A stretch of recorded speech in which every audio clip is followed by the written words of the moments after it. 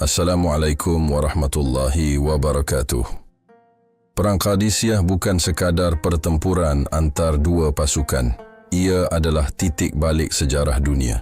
Inilah benturan antara dakwah tauhid dan sistem kepercayaan yang menyembah api. Inilah momen ketika kaum muslimin yang baru tumbuh berani menantang kekaisaran adidaya yang dianggap tak terkalahkan. Kemenangan di Qadisiyah bukan hanya menghancurkan militer Persia. Ia meruntuhkan sistem penindasan yang diwariskan turun-temurun. Ia membuka pintu bagi Islam memasuki jantung peradaban timur dan menyemai generasi baru yang kelak mengubah dunia dengan ilmu dan keadilan. Tapi bagaimana perang ini dimulai? Siapa yang menggerakkan pasukan pertama? Dan mengapa para sahabat Nabi Muhammad SAW rela meninggalkan tanah Arab demi menembus benteng terakhir kekaisaran api? Jawabannya ada dalam sejarah Perang Qadisiyah. Dan dari sinilah segalanya bermula. Setelah kemenangan kaum muslimin di Yarmuk yang berhasil mengguncang kekaisaran Romawi Timur, Khalifah Umar bin Khattab melihat satu ancaman besar masih berdiri tegak di timur. Kekaisaran Persia. Negeri besar yang selama berabad-abad menyembah api dan menjajah bangsa-bangsa di sekitarnya, itu kini menjadi target dakwah Islam selanjutnya. Khalifah Umar tidak memerintahkan perang karena haus kekuasaan, tetapi karena ingin membebaskan manusia dari perbudakan kepada sesama manusia, menuju peribadahan hanya kepada Allah Subhanahu wa Ta'ala. Dalam riwayat disebutkan bahwa Khalifah Umar berkata, "Kita adalah kaum yang dimuliakan oleh Allah dengan Islam. Jika kita mencari kemuliaan selain dari Islam, Allah akan menghinakan kita." Untuk tugas besar ini, Khalifah Umar tidak memilih sembarang panglima. Ia menunjuk Sa'ad bin Abi Waqqas, salah satu sahabat Nabi Muhammad SAW yang terkenal pemberani, jujur, dan saleh. Saat perintah itu datang, Sa'ad sedang menderita sakit keras pada pangkal pahanya. Bahkan ia tidak mampu duduk tegak di atas kuda. Tapi ketika perintah itu datang langsung dari Khalifah Umar, Sa'ad tidak menolak. Ia paham betul bahwa ini bukan sekadar perang, melainkan tugas suci untuk menyampaikan kebenaran. Ia berangkat dengan pasukan dari Madinah menuju Irak, membawa misi besar, menyebarkan keadilan dan Islam. Perjalanan pasukan Islam dari Madinah ke wilayah Irak bukanlah perjalanan ringan. Mereka melewati gurun, panas, kekurangan air, dan ancaman, serangan dari suku-suku liar. Namun semangat mereka tidak padam. Setiap langkah mereka diniatkan sebagai jihad fisabilillah. Dalam Quran surat Al-Ankabut ayat 46 disebutkan, "Dan janganlah kamu berdebat dengan ahli kitab, melainkan dengan cara yang paling baik, kecuali dengan orang-orang zalim di antara mereka. Dan katakanlah, kami telah beriman kepada kitab-kitab yang diturunkan kepada kami dan yang diturunkan kepadamu. Tuhan kami dan Tuhanmu adalah satu, dan kami hanya berserah diri kepadanya." Ayat ini menjadi salah satu pegangan kuat pasukan dalam menyampaikan Islam secara damai sebelum memilih opsi perang. Sementara itu, di sisi timur, Persia sedang dalam kondisi tidak stabil. Raja muda Yazdegerd masih belum berpengalaman memimpin. Para jenderal dan pejabat tinggi berebut kekuasaan di istana. Namun satu sosok masih menjadi andalan Persia, Rustum Farrokhzad, jenderal besar yang dikenal cerdas dan ditakuti. Rustum paham bahwa kehadiran pasukan Islam bukan hal sepele. Ia tahu kekuatan kaum muslimin bukan hanya pada jumlah prajurit, tapi pada semangat keyakinan dan keimanan mereka. Maka Rustum mencoba menghentikan perang dengan cara diplomasi. Rustum mengirim utusan kepada Sa'ad bin Abi Waqqas. Dalam pertemuan itu, mereka menyampaikan tawaran, emas, kekuasaan, bahkan wilayah kekuasaan di bawah naungan Persia, asal kaum muslimin pulang ke Jazirah Arab dan tidak membawa agama baru ke tanah Persia. Rustum ingin menghindari perang karena ia tahu betapa besar risikonya jika Qadisiyah jatuh. Ia ingin menakut-nakuti dan merayu para sahabat Nabi agar kembali tanpa kekerasan. Namun jawaban para sahabat tidak goyah. Dengan tenang, salah satu utusan pasukan Islam berkata, "Kami datang bukan karena lapar emas, bukan untuk merebut kekuasaan, Tapi karena Allah memerintahkan kami untuk membebaskan manusia dari perbudakan kepada sesama manusia menuju peribadahan hanya kepada Allah. Pernyataan itu membuat para utusan Persia terdiam. Mereka sadar bahwa orang-orang ini tidak bisa dibeli dengan materi. Mereka bukan penjajah. Mereka adalah orang-orang yang punya tujuan akhirat. Mereka tidak gentar menghadapi pasukan besar, bahkan jika harus melawan kekaisaran sekuat Persia. Dalam beberapa riwayat, disebutkan bahwa sebelum pertempuran dimulai, para sahabat memperbanyak salat dan zikir. Sa'ad bin Abi Waqqas memerintahkan pasukannya untuk menjaga niat dan terus berdoa. Ia berkata, "Kemenangan bukan karena jumlah, tapi karena pertolongan Allah."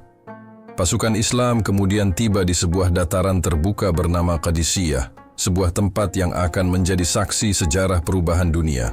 Dari kejauhan, pasukan Persia sudah tampak bersiap dengan barisan besar. Mereka membawa gajah perang, sesuatu yang belum pernah dihadapi pasukan Muslim sebelumnya. Tapi saat tetap tenang, ia menyiapkan barisan, menyusun strategi, dan mengatur posisi pasukan. Di seberang medan, Rustum Farrokhzad berdiri dengan raut penuh ketegangan. Ia tahu ini akan menjadi perang yang menentukan.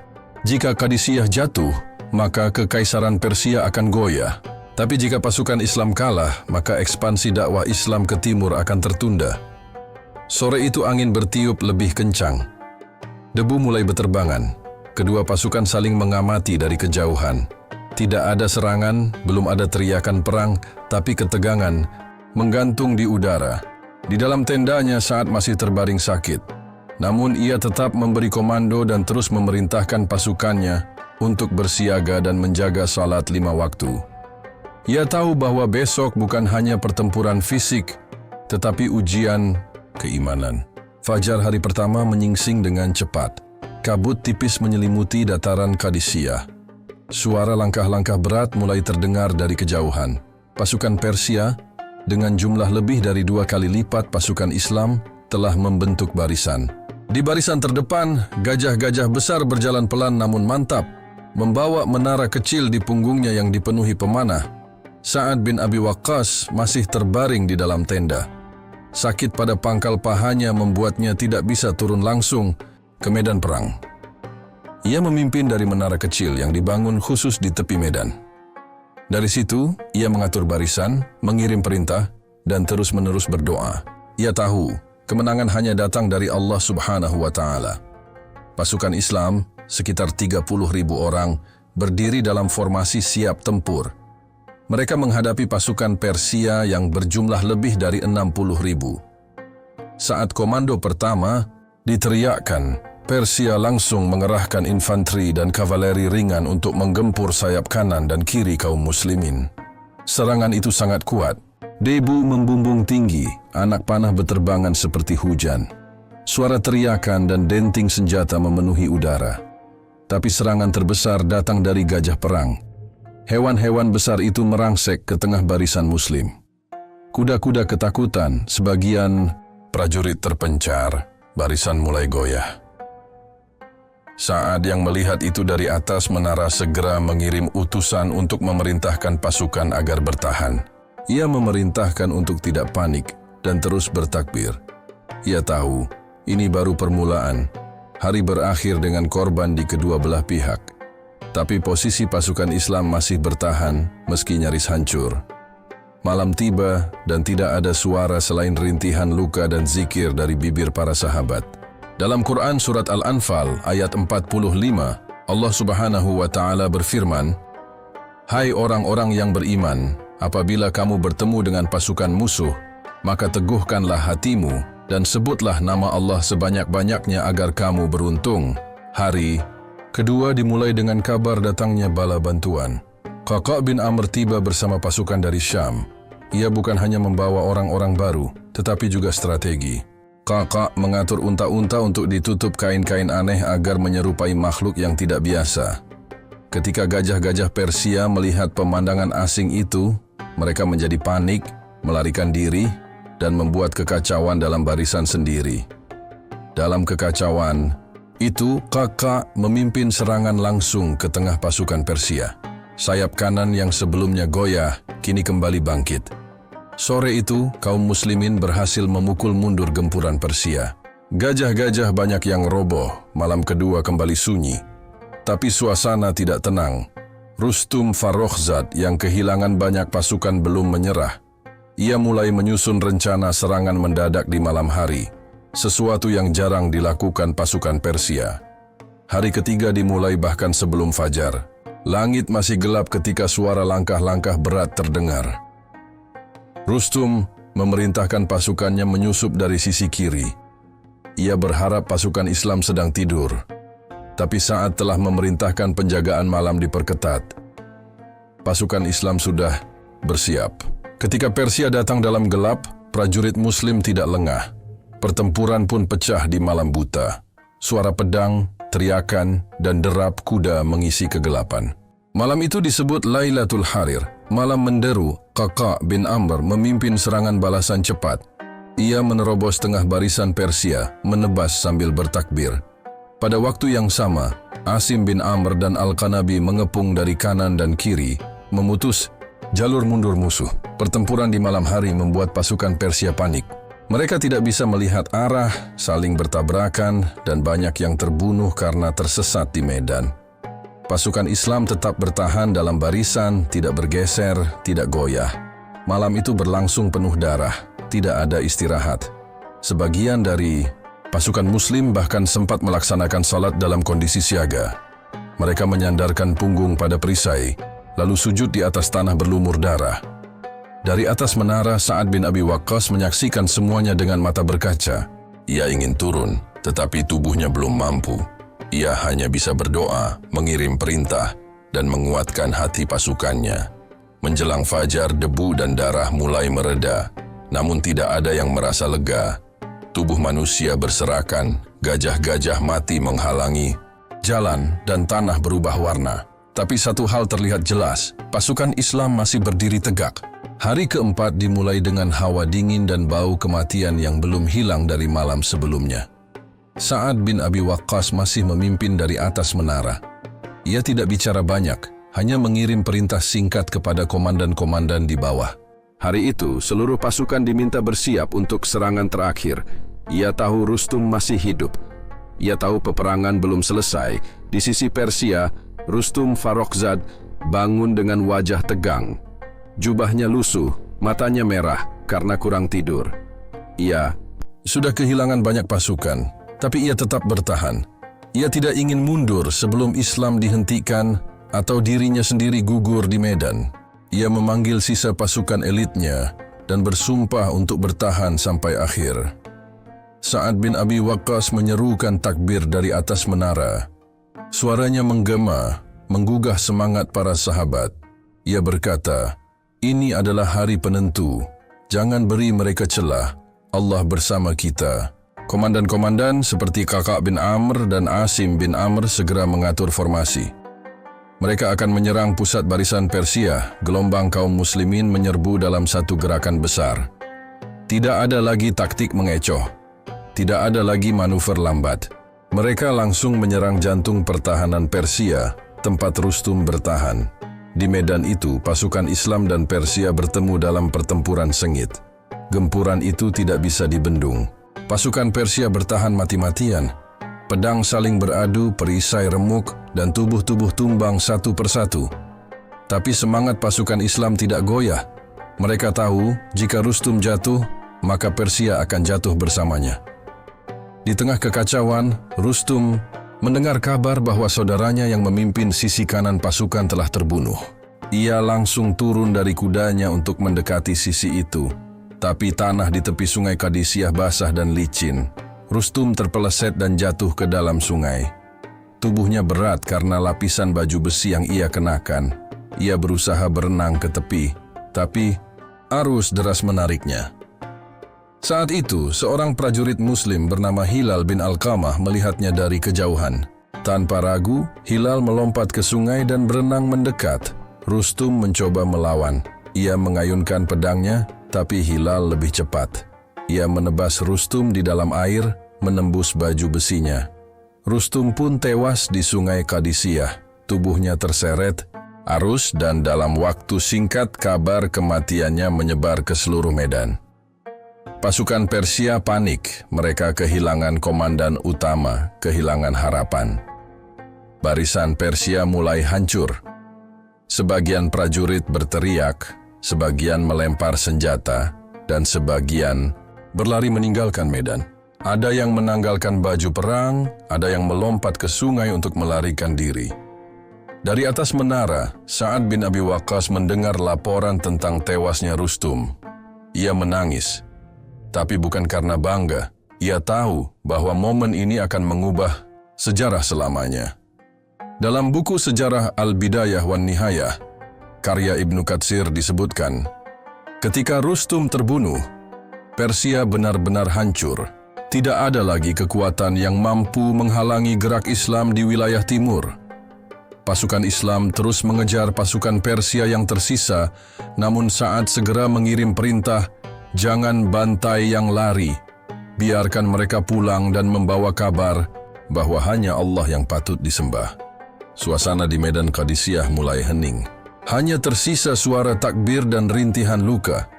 Tapi di balik kemenangan itu, Sa'ad duduk diam di dalam tendanya. Air matanya belum berhenti. Ia berkata lirih, ini bukan kemenangan kami, ini pertolongan dari Allah. Dalam Quran Surat Ali, Imran ayat 126 disebutkan, dan Allah menjadikannya sebagai kabar gembira, dan agar hatimu menjadi tenteram karenanya. Kemenangan itu hanya dari sisi Allah. Hari itu, Kekaisaran Persia kehilangan panglima terbaiknya, tapi medan perang masih dipenuhi korban. Darah dan tubuh bergelimpangan, dan meskipun pasukan Islam menang, tidak ada yang berani mengklaim bahwa perjuangan telah usai. Sebab mereka tahu perjuangan ini bukan hanya tentang satu perang, ini tentang menegakkan kalimat Allah di muka bumi. Setelah pasukan Persia tercerai-berai dan Rustum terbunuh, pasukan Islam tidak berhenti. Perintah dari Khalifah Umar bin Khattab jelas, teruskan hingga pusat kekuasaan Persia tunduk. Sa'ad bin Abi Waqqas mengatur barisan dan mengatur logistik. Mereka bergerak ke arah Ctesifon, ibu kota agung Persia yang dikenal dalam bahasa Arab sebagai Al-Madain. Di sepanjang perjalanan, Sa'ad mengirim utusan kepada penduduk kota-kota yang dilewati. Mereka diberi pilihan, masuk Islam, membayar jizyah, atau berperang. Banyak yang memilih tunduk. Sebagian besar tidak ingin mengulang kehancuran seperti di Qadisiyah. Di Ctesifon, Yazdegerd III, raja muda yang belum berpengalaman, mulai kehilangan kendali. Kabar kekalahan Rustum dan jatuhnya Qadisiyah membuat ketakutan menyebar ke seluruh istana. Para bangsawan satu persatu melarikan diri, membawa harta dan meninggalkan istana kosong. Yazdegerd sendiri akhirnya melarikan diri ke arah timur, meninggalkan takhta dan rakyatnya demi menyelamatkan nyawa. Ketika pasukan Islam mendekati Ctesifon, mereka terkesima melihat kemegahan kota itu. Kubah-kubah tinggi berdiri megah, dinding marmer putih memantulkan cahaya matahari, dan sungai Tigris mengalir tenang membelah kota. Tapi keindahan itu tidak menyembunyikan fakta bahwa kota telah ditinggalkan. Satu-satunya hal yang menghalangi pasukan Islam masuk adalah sungai Tigris.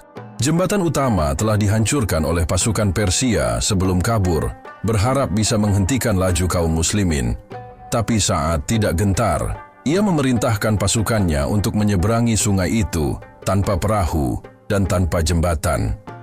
Dalam buku-buku sejarah seperti Tarikh At-Tabari dan Al-Bidayah wan Nihayah dicatat bahwa pasukan Islam menyeberangi sungai Tigris dengan kuda-kuda mereka. Air sungai nyaris mencapai dada, arus deras, tapi tidak ada yang goyah. Mereka berjalan dengan takbir dan doa, memohon perlindungan Allah Subhanahu wa Ta'ala. Penduduk kota yang tersisa menyaksikan dari seberang dengan mata terbelalak. Sebagian dari mereka berkata bahwa pasukan Islam seperti berjalan di atas air. Sebagian langsung menyerah, sebagian lain melarikan diri lebih jauh. Begitu tiba di tepi seberang, pasukan Islam memasuki kota tanpa perlawanan berarti. Tidak ada pasukan Persia yang siap bertempur. Tidak ada penjagaan. Kota megah itu kini menjadi milik kaum muslimin. Mereka langsung menuju istana Kisra. tempat raja-raja Persia bersemayam selama berabad-abad. Di dalamnya mereka menemukan kekayaan yang tidak terhitung. Karpet Kisra yang legendaris, berukuran besar dan bertabur permata, dibentangkan di hadapan Sa'ad bin Abi Waqqas. Namun Sa'ad tidak tergoda. Ia justru menangis. Ia teringat sabda Nabi Muhammad sallallahu alaihi wasallam, akan dibuka bagi kalian perbendaharaan Kisra. Dan hari itu janji Nabi terbukti. Tapi ia tahu ini bukan waktunya untuk berbangga diri. Sa'ad memerintahkan agar seluruh harta istana dikumpulkan dengan aman. Tidak satu dinar pun diambil oleh prajurit. Semuanya dicatat, disegel dan dikirim ke Madinah ke tangan Khalifah Umar bin Khattab. Ketika kafilah itu tiba di Madinah dan harta kekaisaran Persia dibentangkan di hadapan Khalifah Umar, beliau menangis. Beliau tidak melihat harta itu sebagai kejayaan, tapi sebagai ujian.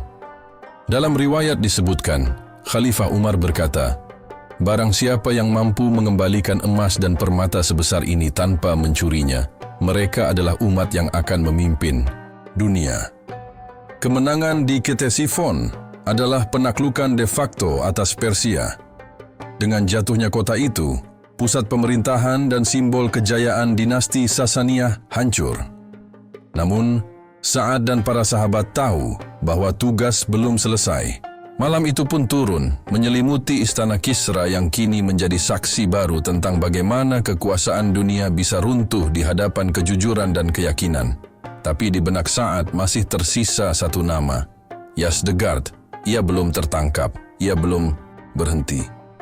Dan Sa'ad tahu, arah pasukan Islam belum akan kembali. Yazdegerd III terus melarikan diri. Setelah meninggalkan Ktesiphon, ia berpindah dari satu kota ke kota lain. Tidak lagi disambut sebagai Raja Agung, melainkan sebagai pelarian yang menyedihkan. Gubernur-gubernur yang dulu tunduk padanya mulai enggan memberikan perlindungan. Mereka takut jika membantu Yazdegerd, pasukan Islam akan datang dan menggempur wilayah mereka. Pasukan Islam tidak berhenti. Atas perintah Khalifah Umar bin Khattab, beberapa panglima muda dikirim untuk mengejar Yazdegerd ke timur. Mereka antara lain adalah Nu'man bin Muqarrin, Hudzaifah bin Al-Yaman, dan Abdullah bin Amir. Misi mereka bukan sekadar membunuh raja terakhir Persia, tetapi memadamkan sistem kekuasaan lama yang masih bertahan di wilayah timur. Yazdegerd terus berpindah.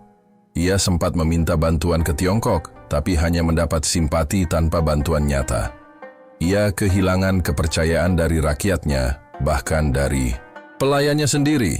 Akhirnya Yazdegerd bersembunyi di kota Merv, dekat perbatasan timur Persia.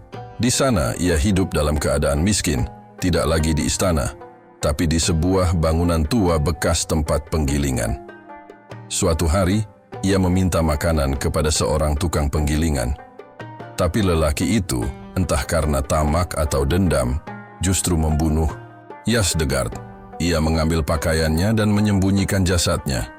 Maka berakhirlah riwayat raja terakhir dari dinasti Sasaniyah di tangan seorang rakyat biasa.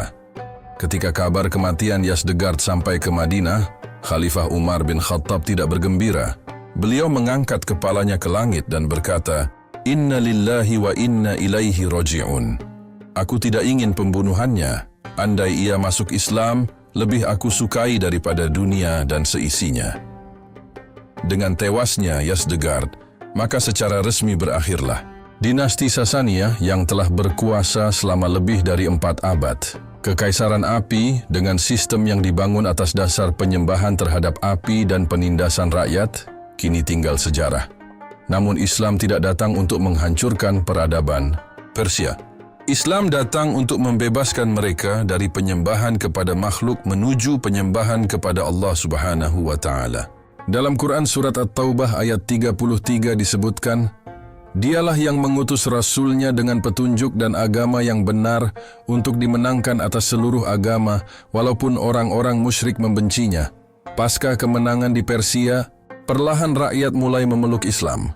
Bukan karena pedang, tapi karena melihat keadilan yang dibawa oleh kaum muslimin. Mereka menyaksikan bagaimana para sahabat Nabi Muhammad sallallahu alaihi wasallam menegakkan hukum dengan jujur, tidak mengambil rampasan untuk kepentingan pribadi dan berlaku adil bahkan kepada musuh.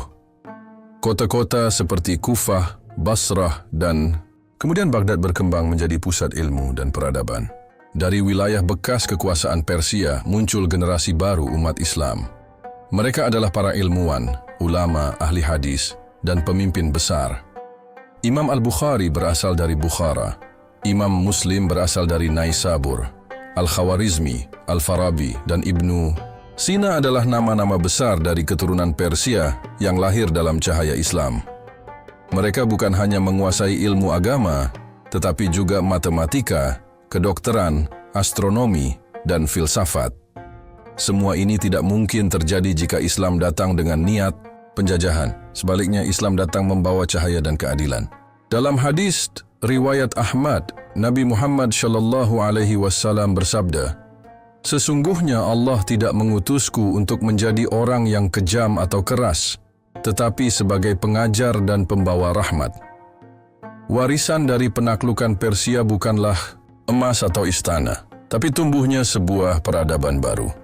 Peradaban yang mengutamakan ilmu, keadilan, dan tauhid.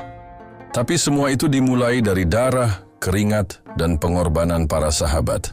Mereka meninggalkan rumah dan keluarga, berjalan ribuan kilometer, bukan untuk mencari dunia, tapi untuk menegakkan agama Allah Subhanahu wa Ta'ala. Di penghujung masa itu, Khalifah Umar bin Khattab tetap hidup sederhana. Ketika rampasan perang dari Persia tiba di Madinah, beliau sujud dan menangis. Ia berkata, "Andai aku menjadi seekor kambing di rumah keluargaku dan tidak pernah memimpin umat ini, itu lebih aku sukai." Beliau tahu, kemenangan dunia bukan ukuran. Yang Allah nilai adalah amanah dan tanggung jawab dalam memimpin. Semoga kisah ini menambah wawasan dan memperkuat keyakinan kita bahwa Islam hadir bukan untuk menghancurkan, tapi untuk membangun peradaban yang lebih adil dan bermartabat. Jangan lupa untuk subscribe channel Lauhul Mahfudz, aktifkan lonceng notifikasinya, dan dukung terus tayangan-tayangan sejarah Islam yang membangkitkan iman. Wassalamualaikum warahmatullahi wabarakatuh.